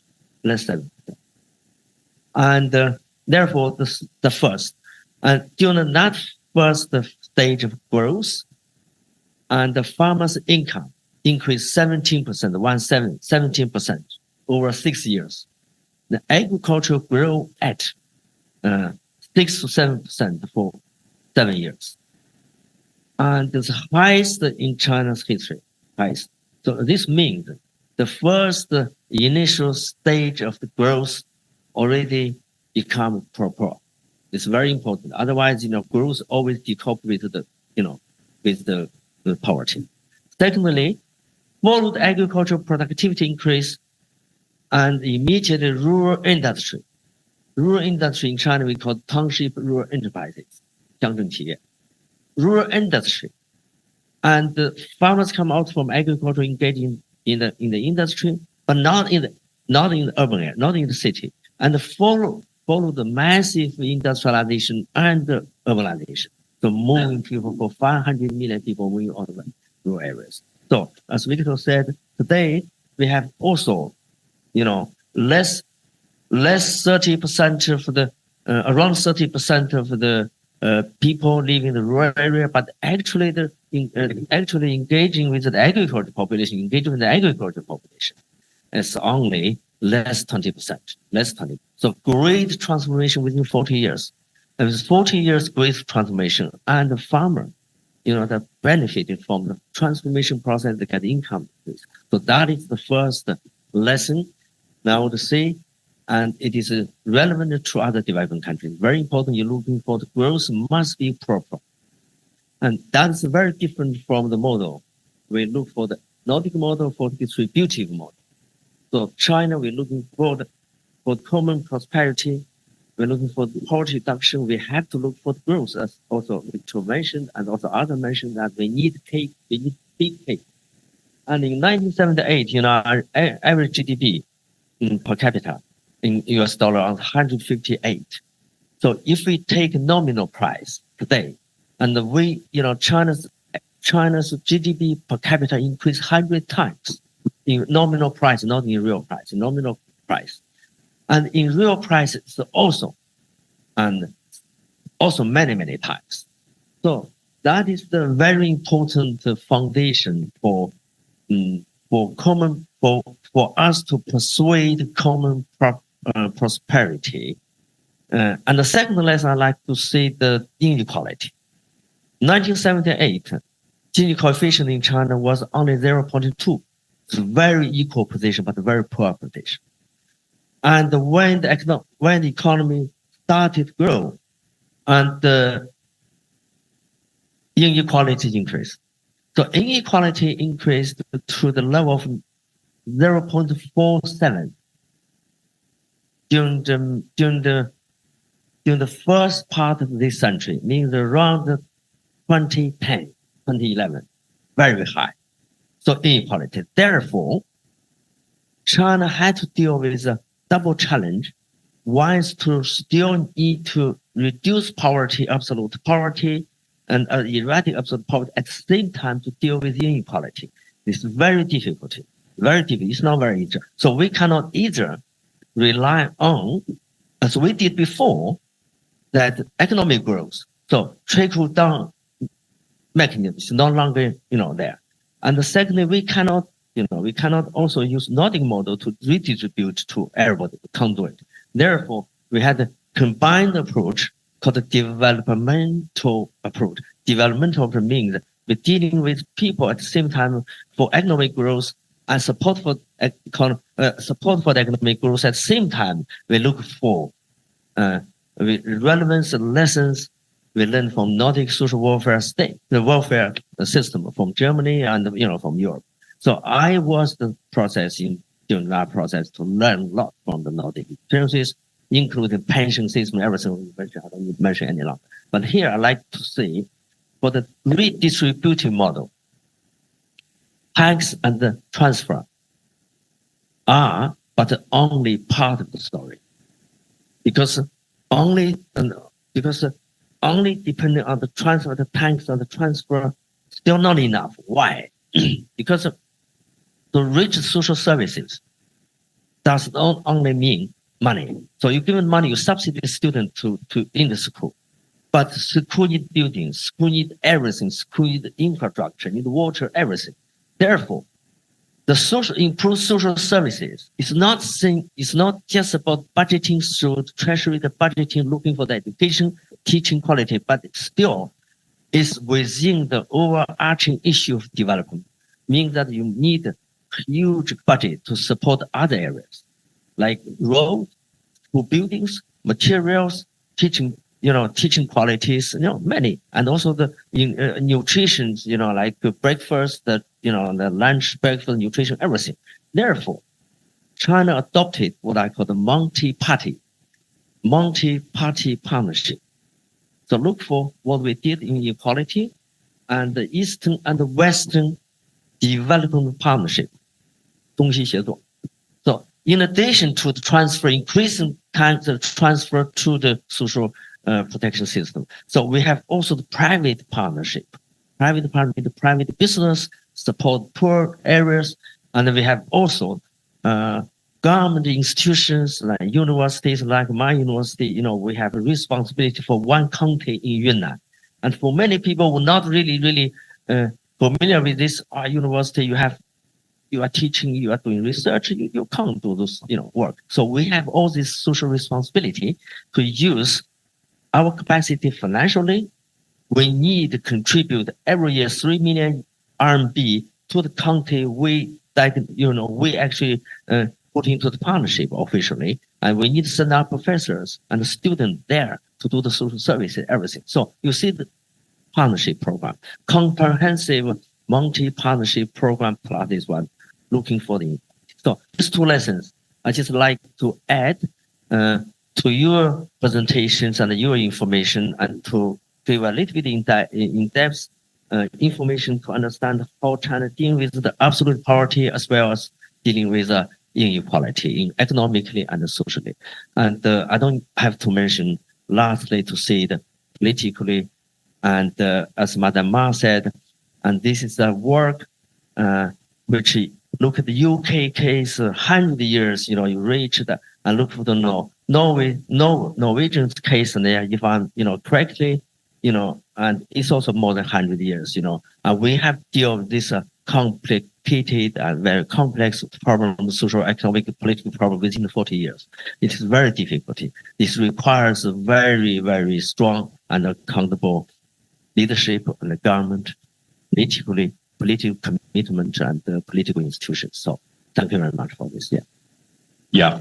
Thank you very much, Professor Li. I think we can really spend more time in such exchanges and discussions. However, time is running short. So allow me to give the floor to Francesco Sisi, who is from Italy and is now a senior research fellow at Renmin University of China. And I do hope between China and Italy, we will only debate which country really invested pasta or noodle. And there are no fundamental issues of debate between China and Italy. However, Italy versus the Nordic countries are very, very different as between Nordic countries and China. So, Francisco, I'm all ears. We are all ears. Thank you, Victor. Thank you, Harry, for having me here and for intruding from the Southern Europe. But I have a Nordic connection. My son-in-law is from Norway. And let me start with this very personal note. I know that my daughter, being a Chinese Italian, half Chinese, half Italian, now living in Norway, she had some troubles also with trust issues. She couldn't believe she could leave her shopping outside the shop.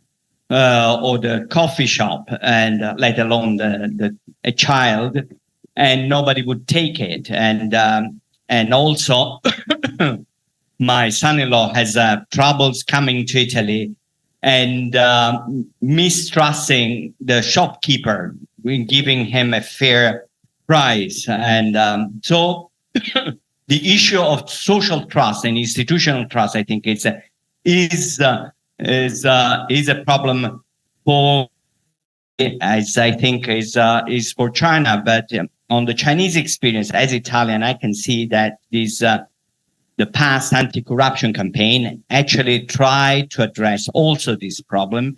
That is, the anti-corruption campaign helped to build some greater trust in Chinese society. And I think it managed to do well to some respect. And also on the tax issue, I would say this is also a very important, very basic problem for Italy and I think for China as well. For China, many dynasties had fell because there was a breakdown of tax income, and definitely tax is very much related to trust. And but also, I would say the problem is that for Italy and for China, there is a high level of trust within groups, within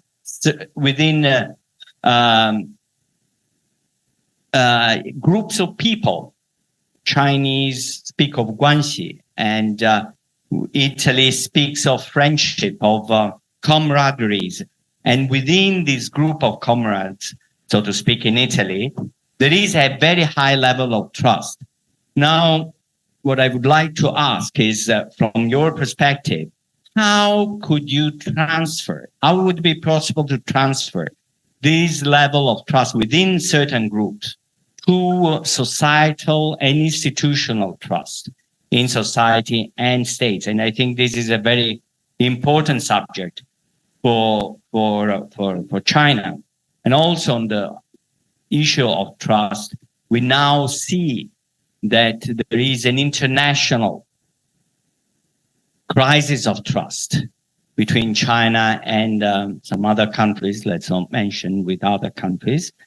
And I appreciated very much what Ambassador Ma was saying about the interest of China in building a greater prosperity, and I would say well-being, international well-being between China and the rest of the world. It is China's development is not against the development of the world.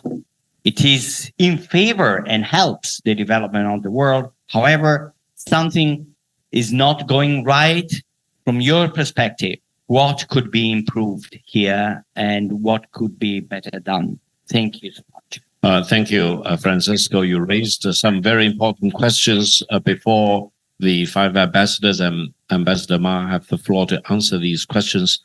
Mabel Miao also will make some important remarks before we wrap up this part of the discussions. Thank you, Victor. Now, important remark, just to say some words to echo our distinguished ambassadors and experts mentioned.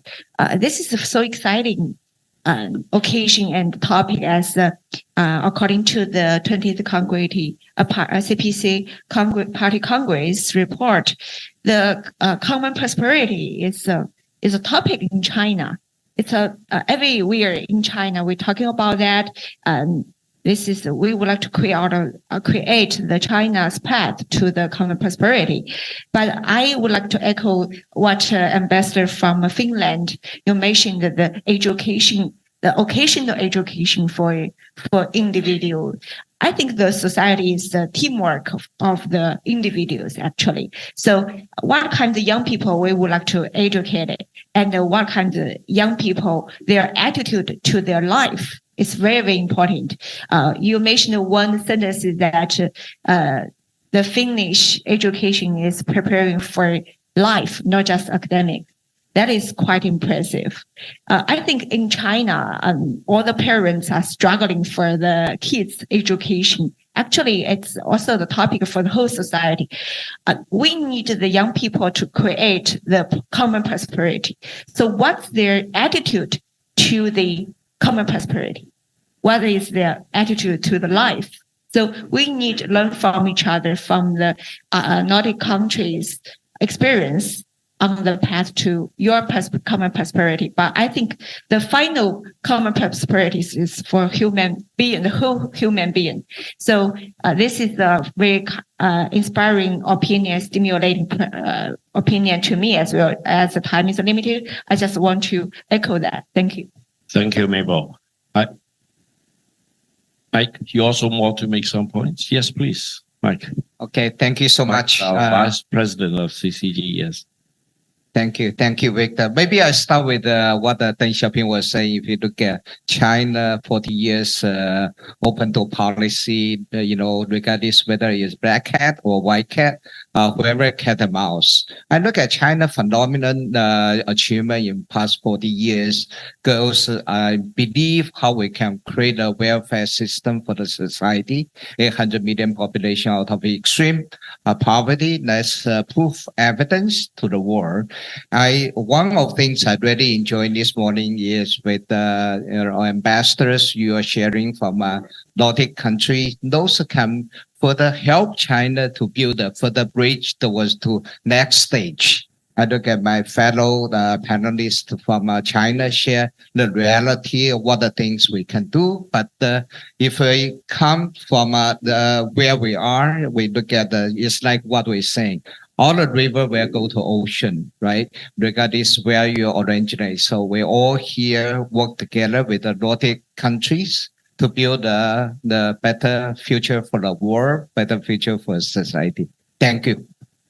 Thank you. I understand we need to wrap up at 12:05 because some of the ambassadors need to go to the airport. So I think we probably will leave some of the questions for another occasion to answer. Yeah. Or you want to answer the questions? We still have a couple of minutes more. Thank you then. You have the mic? Yeah.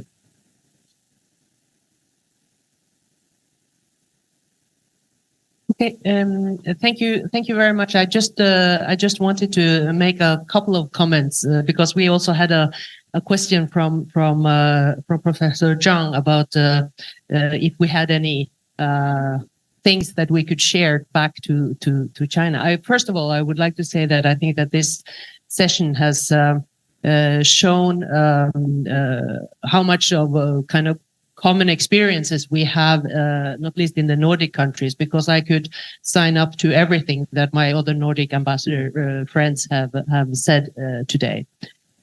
One thing that when I travel around in China and meet especially young people, I try to answer. I try to ask the same question wherever I go, just to have a bit of a feeling of what is important for young people. So I often ask them. Now that there's a change in the child policy in China, would you like to have more children? And they say, well,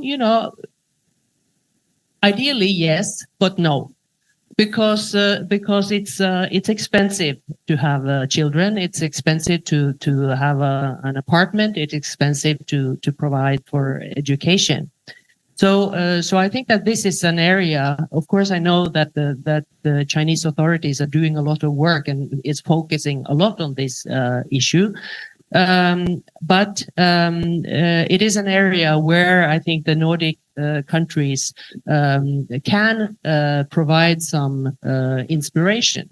Maybe I don't think that any of our policies can be copied to China, but it is possible to be inspired by some of our policies. And also China is a country where you still do a lot of city planning. You still have urbanization going on, people moving from the rural areas and into the urban areas. And in that whole process, planning for kindergartens, planning for leave, planning for paternity and maternity leave is important aspects. And also, I think that in that whole process, you would also maybe have a look at the pension age. The fact that many women leave when they are 55, or men leave for pension when they are 60, are of course also combined or also influence ability to grow a family. I think that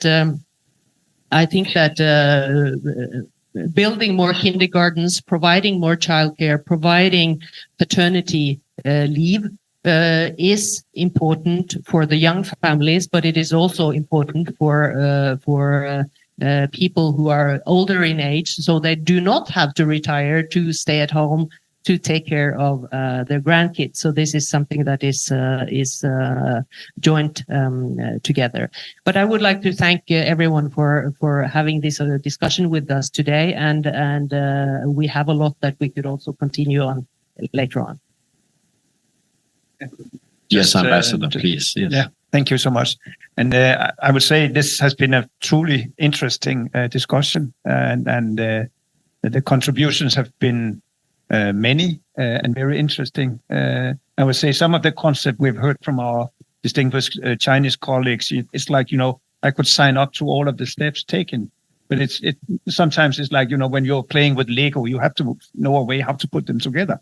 So on seeking inspiration from the Nordic countries, I would say one, I wouldn't call it advice, but sort of reflection is that when we talk about social security systems, it's important, like sort of mentally, not to see it as a running cost, but as an investment into people and to future prosperity. And when you do this, it's a way of incentivizing people. They're provided with security nets, and that would incentivize people to be more flexible, be more mobile, and also sort of in a greater sense also to provide a more the foundation for more smooth running of the economy, and then eventually innovation and then future prosperity. So my point is that investments in these kind of tools are quite good, and I would say most of the Nordic countries, they are the living proof that return on investments would be quite good in this field. And then to Mr. Sisi's question, how do you incorporate the strong trust values in groups among friends into the running of the state? I would say that you should, as a state, mirror the strong trust among friends. So as a state, you should be a very good friend to your population. So you should mirror these things, because the point of having trust in a group is that if you do not live up to this trust, you will be excluded from the group. So it must be very deep in the stomach of those who we have trusted power. If you do not live up to the trust of the population, it might go very wrong. So this kind of thinking. Thank you, Ambassador. I understand the ambassador from Sweden also wants to have the floor. Thank you. Thank you very much. I'd like to make two comments to answer Professor Zhang and also Mr. Sisi. And there was one question about, or not necessarily linked to a question, but I think it's maybe a mistake to think that you need to make the cake bigger before you can divide it. It's a question of how you divide the current cake that you have, so that it's divided in a way which is fair and also provides opportunities for those who have low incomes, for instance, to consume more, which is also necessary for the Chinese economy. But also dividing the cake that you actually have now requires tough political decisions. And strong political leaders must not shy away from making these very painful decisions And I'm thinking maybe of, in particular, a pension reform, which is necessary in many countries. And we have seen the protests in France protesting the increasing of the pension age, but also tax reforms, which are necessary to increase the revenues of the state.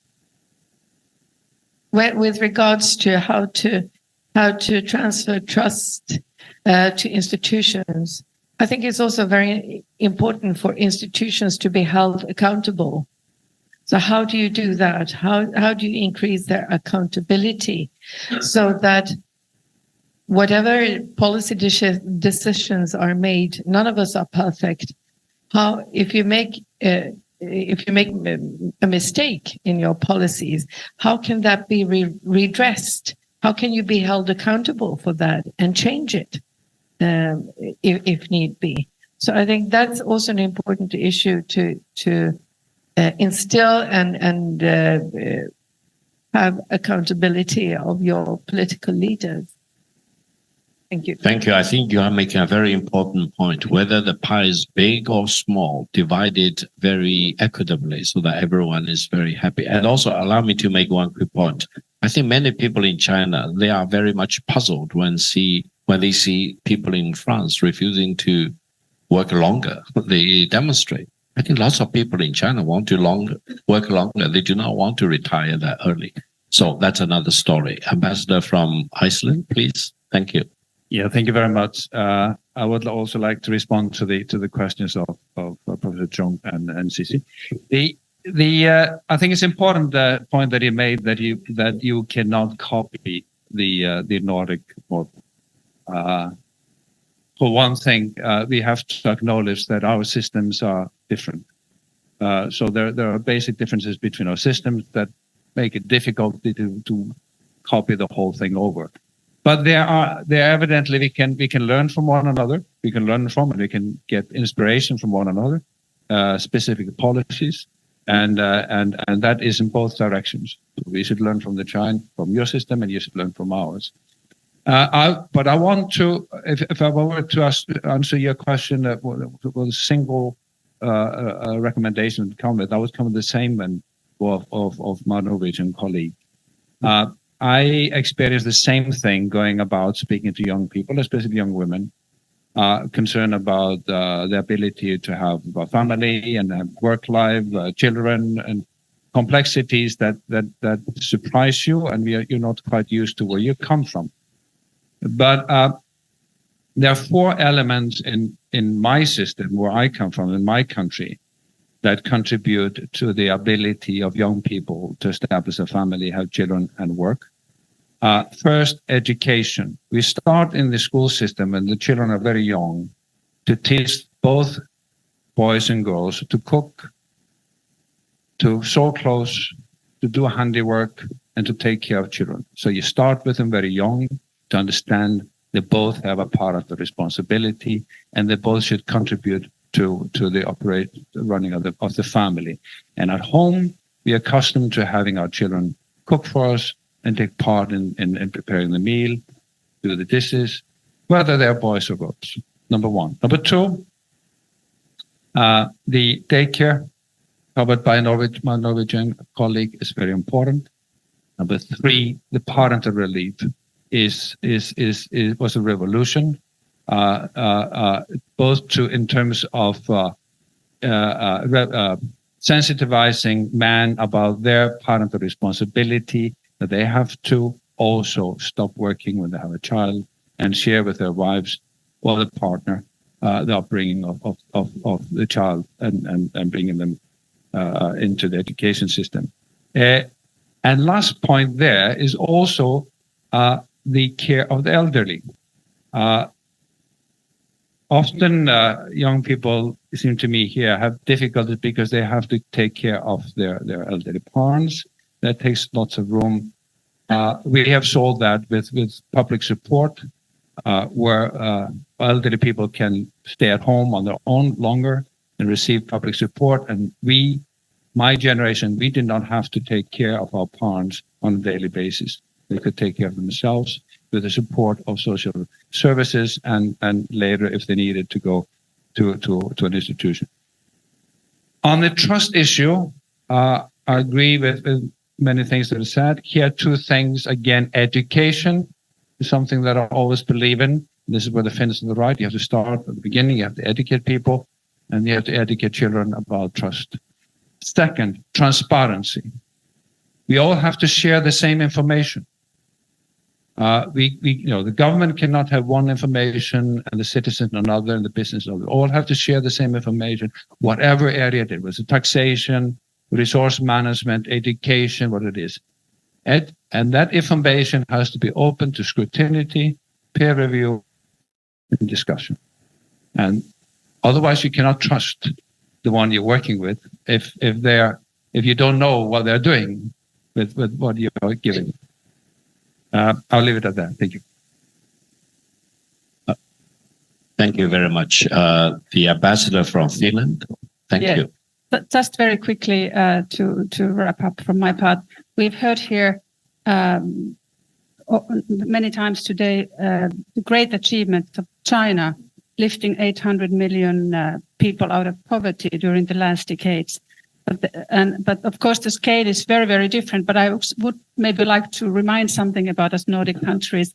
We have not been equally prosperous among ourselves always. Finland was always the poor cousin. And as Helena mentioned here earlier, in 1960s, but also in 1970s, hundreds of thousands of Finns emigrated to Sweden, Canada, or Australia to find a better life when we were not able to provide it to them. But one thing that really made a difference was the great reforms in education that then we decided to have in 1980s. That opened the way for all citizens to have an independent and successful life, to choose the educational path, academic, vocational, or whatever. And that made us to come on an equal path with our Nordic friends. Thank you. Thank you very much. Allow me to represent CCG to thank all the 5 Nordic ambassadors and Ambassador Ma for your important speeches. And also allow me to wrap it up on a personal note. Ambassador from Iceland, your former Prime Minister, Mr. Herman Song, was a good personal friend of mine. We kept a correspondence with each other. And he wrote me a letter, a very lengthy letter about his experience of his meeting with Deng Xiaoping in the 1980s. When former Prime Minister Herman Song passed away, I went to Reykjavik and I paid respects to his grave. His grave was very small. It was a cremated ash burial. So it was very small, together with lots of other small plots. I was very moved. And I was told by the cemetery, I was one of the very few people from outside his inner family circles to go all the way to find out the graveyard for Prime Minister Herman Song. And his letter to me, recalling his meeting with Deng Xiaoping, was published in a Chinese magazine. I will forward you a copy about how he recalled his conversation with Deng Xiaoping and how Deng Xiaoping commented on Gorbachev and the difference between the Soviet experience and the Chinese experience, which I believe led to what China is versus what Russia is. And another point is that after listening carefully to all the 5 ambassadors from Nordic countries, if no one has proposed this, I want to propose that maybe we can focus on Nordicism, Nordicism, because otherwise it is difficult to put a label on what the Nordic countries are doing. There is so much important thing that the Nordic countries are experiencing with, which are very unique, very different from the Chinese perspective. It looks like a utopia. It looks like a dream. It's like a surreal, because what you have achieved for the satisfaction of your people seems to be so far away, because China is faced with so many daunting challenges. And when I think about 1.4 billion people versus the total population of Nordic countries, or even the Chinese population is larger than the OECD countries combined, it is truly a very different challenge. And I hope you will also understand how difficult it is to run a big country like China. and to make sure that our living standards keep moving up.